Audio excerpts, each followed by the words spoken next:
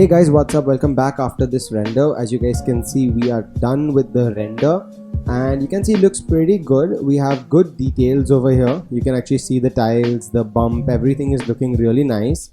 Definitely I think these tiles could be a little bigger. Like I had shown you guys, you can easily measure it with the tape and then increase the size if you want, or you can leave it small as well, because this is a step down in the end of the day. But apart from that, you guys can see over here that we do have leather. I've not done the fur over here. I think if you guys want to kind of do that, you can easily add geometry. But regardless of that, you can see the fur has been added nicely over here. This is a high quality image, so we're getting really good quality over here. Another thing I want to point out, guys, is as you can see over here, this portion is basically going to be it's a PNG, so this is going to have, you can put any background that you feel like. This is the sky portion here. You can definitely take this into Vray to give a good render to it. You can even see how the fur is looking here. It's looking really nice. But definitely we can make a lot of touches to this just simple by post-production, and I really believe post-production changes the entire image altogether. Now when we talk about post-production, you just want to go to click the show color corrections control over here, as well as the force color clamping. And what the force color clamping is going to do is actually going to give you where there is excessive light or it's not really, realistic looking. So we can simply change this very easily by simply bringing in the exposure over here.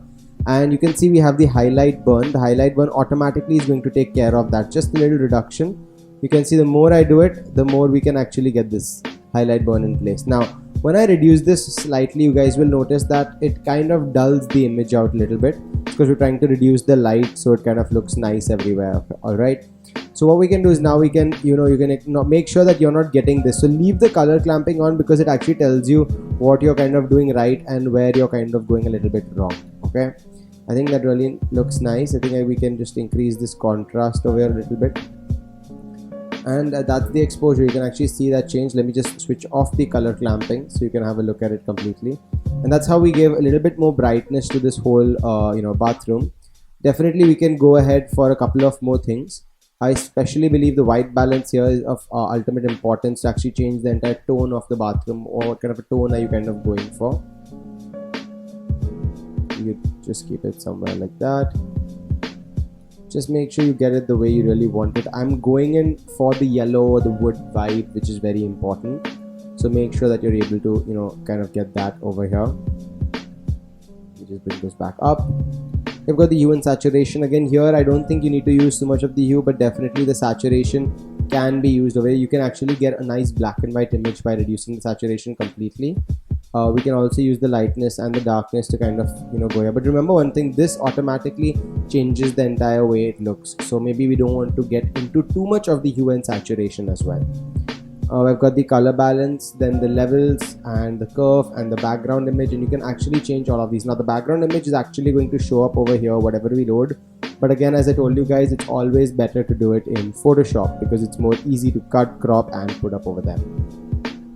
Apart from that, I think this looks really nice, and you can actually see the difference altogether. This is what we had got, and with a little bit of post-production we're able to actually create a very nice look over here for this bathroom.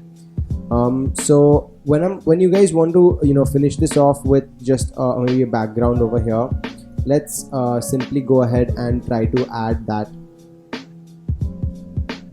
So guys, I think this is good enough, and I definitely want to see what you guys are going to kind of come out with. Don't forget to save the image once you're done by simply clicking on the save current channel and just saving it by giving it a name, and then getting it all properly saved.